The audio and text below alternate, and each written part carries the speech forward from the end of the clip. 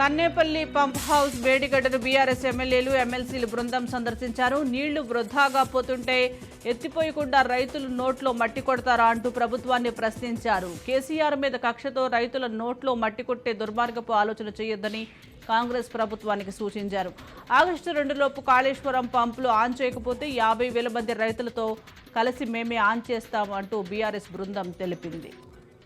మంచిర్యాల జిల్లా ఖానాపూర్, కడెం మండలాల మధ్య రాకపోకలు నిలిచిపోయాయి. భారీ వర్షాలకు ఉప్పొంగిన రెంకోని వాగు ప్రభావంతో 2 చోట్ల తాత్కాలిక రోడ్డు కొట్టుకుపోయాయి. సకాలంలో వంతెన నిర్మాణం పూర్తి చేయలేకపోవడంతో కడెం మండలాల ప్రజలకు తిప్పలు తప్పటం లేదు.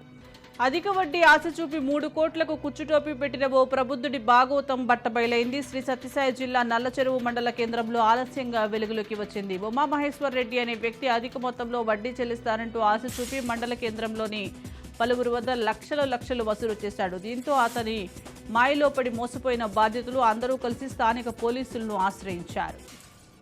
మేడ్చల్ జిల్లా జొమాటో డెలివరీ బ్యాగ్లో అక్రమంగా తరలిస్తున్న గంజాయి కలకలం రేపింది. గంజాయి తరలిస్తున్నారని పక్కా సమాచారంతో మేడ్చల్ చెక్పోస్ట్ వద్ద పోలీసులు తనిఖీలు నిర్వహించారు. నిందితుడి వద్ద నుండి 9 కిలోల గంజాయిని స్వాధీనం చేసుకుని రిమాండ్కు తరలించారు.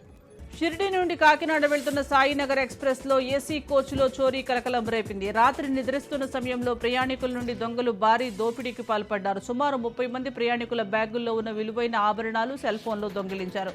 రైలు సికింద్రాబాద్ స్టేషన్కు చేరుకోగానే రైల్వే పోలీసులకు పలువురు ఫిర్యాదు చేశారు. దీంతో కేసు నమోదు చేసుకున్న పోలీసులు దర్యాప్తు చేపట్టారు. రాయల్ గ్రీన్ మద్యం సేవించిన మందుబాబులు స్వల్ప అస్వస్థతకు గురయ్యారు. ఈ ఘటన వికారాబాద్ జిల్లాలో కలకలం రేపింది. అప్పటికే కొంత మద్యం సేవించిన వ్యక్తులకు వాంతులు, విరోచనాలు కావడంతో చికిత్స తీసుకున్నారు. మద్యం కొనుగోలు చేసిన వ్యక్తి ఈ ఘటనపై వికారాబాద్ పోలీస్ స్టేషన్లో అనంతగిరి వైన్స్ పై ఫిర్యాదు చేశాడు. బాధితుడు మద్యం బాటిల్లో బల్లి ప్రత్యక్షమైందంటూ సోషల్ మీడియాలో పోస్ట్ చేసిన వీడియో తెగ చక్కెర్లు కొడుతోంది. ములుగు జిల్లా రామన్నగూడెం పుష్కర ఘాట్కు వరద నీరు పోటెత్తింది. దీంతో అధికారులు 2వ ప్రమాద హెచ్చరిక జారీ చేశారు. ఘాట్ వద్ద ప్రస్తుతం నీటి మట్టం 15.910 మీటర్లకు చేరింది. గోదావరి క్రమేపీ పెరుగుతుండటంతో లోతట్టు ప్రాంతాల ప్రజలు ఆందోళన చెందుతున్నారు. నెల్లూరు జిల్లా భక్తవత్సల నగర్ కేఎన్ఆర్ నగరపాలక ప్రాథమిక పాఠశాలలో విషాదం జరిగింది. నిర్మాణంలో ఉన్న తరగతి గది సన్సైడ్ కూలి 9వ తరగతి విద్యార్థి గురు మహేంద్ర మృతి చెందాడు. విషయం తెలుసుకున్న తల్లిదండ్రులు కన్నీరు మున్నీరయ్యారు. విద్యార్థులు ఆడుకుంటుండగా ప్రమాదవశాత్తు ఘటనపై కేసు నమోదు చేసుకున్న పోలీసులు దర్యాప్తు చేపట్టారు.